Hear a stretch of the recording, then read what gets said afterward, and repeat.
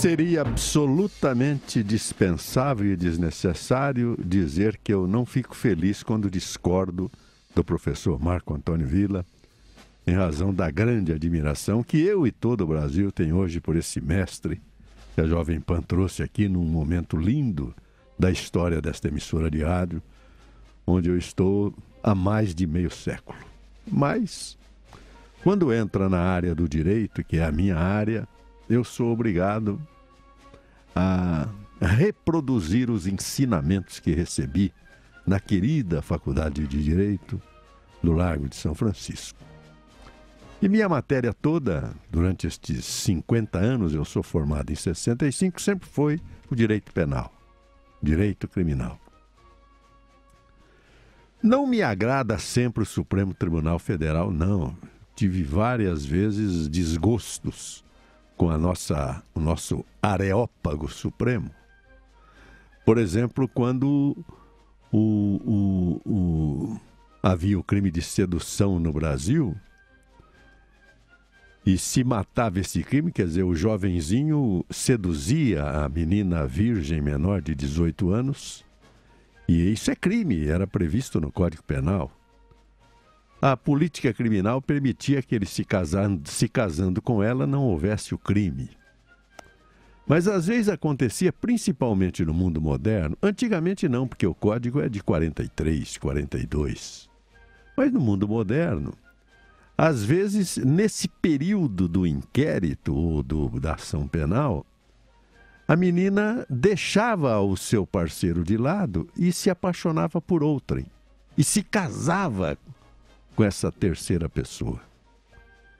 Aí, a pessoa que seduziu não podia cumprir a lei, porque ela já estava casada com outra pessoa. O Supremo nunca perdoou.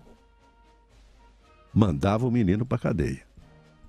Embaixo era o Tribunal de Alçada Criminal, então, que julgava esse caso, que acolhia a tese da defesa, dizendo, não, ele quer casar, mas não pode, ela já casou com outro. No campo da... Isso mudou depois. Hoje, sedução nem é crime mais, saiu do Código Penal. No campo do indiciamento, que o cidadão era indiciado, fotografado, a página ia para os jornais, a gente debatia que a pessoa que já era identificado civilmente, tinha seu RG, não precisava identificar de novo. O Supremo também nunca aceitou isso.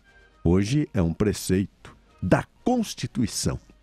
O civilmente identificado não precisa mais passar pelo vexame de ser identificado na polícia porque cometeu um crime com um acidente de trânsito, por exemplo. Não precisa mais. Então, não concordei agora quando o Supremo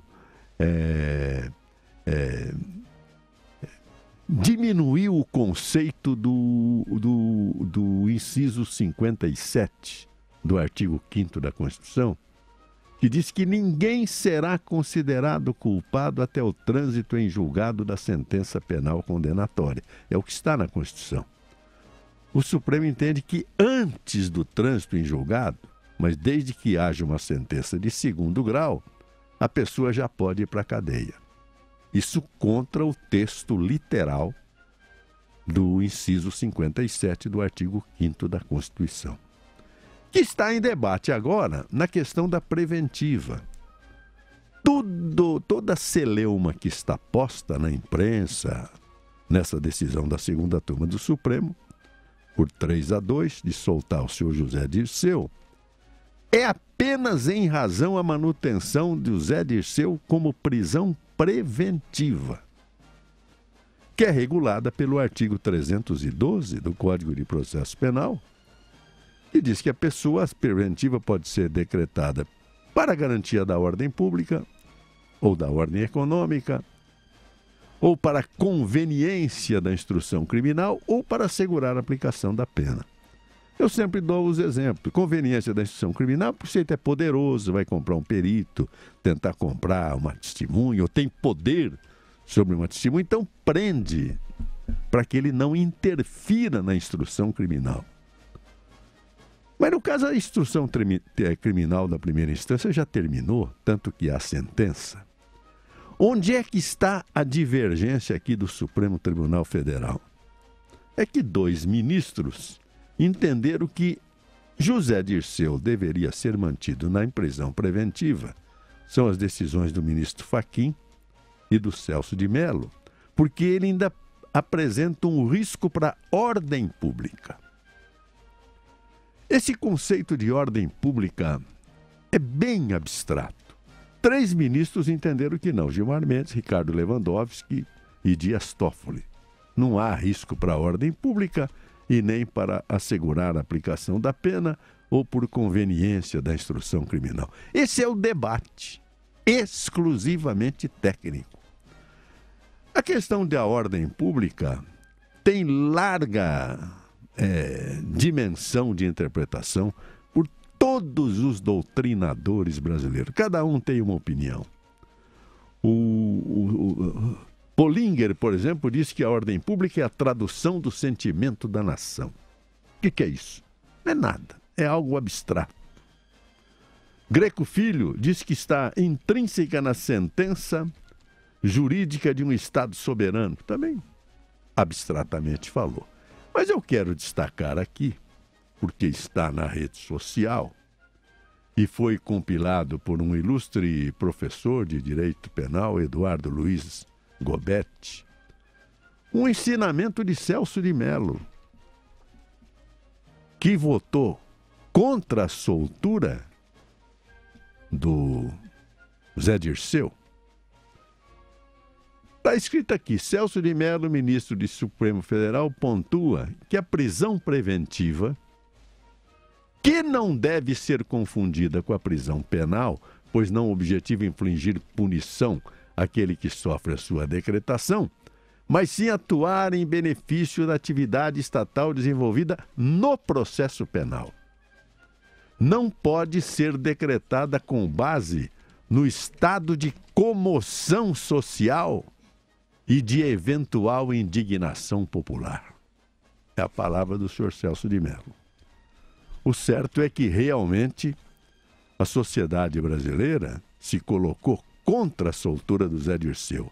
Ainda aqui hoje o companheiro Tiago Berrache, no Opinapan, soltou a pergunta se o senhor é a favor ou contra a soltura. Foi 92-8. Contra a decisão do Supremo Tribunal Federal. Acontece, senhores, que o Supremo não deve ser pontuado pela comoção social, como acaba de ensinar aqui o ministro Celso de Mello. O que pontua o Supremo é a Constituição e o direito positivo vigente. É o artigo 52, é o artigo 5º, inciso 57, que diz que ninguém será considerado culpado até o trânsito em julgado da sentença penal. Dirceu está condenado em primeira instância, deverá recorrer, será certamente mantida a sua sentença em segunda instância e aí ele vai cumprir a pena. O que se debate aqui é a prisão preventiva, tão somente a prisão preventiva. E é evidente que o Supremo não deve ser levado pela turba, pela rede social. Nunca nos esqueçamos. Foi a turba que condenou Cristo. Bom dia, São Paulo. Bom dia, Brasil.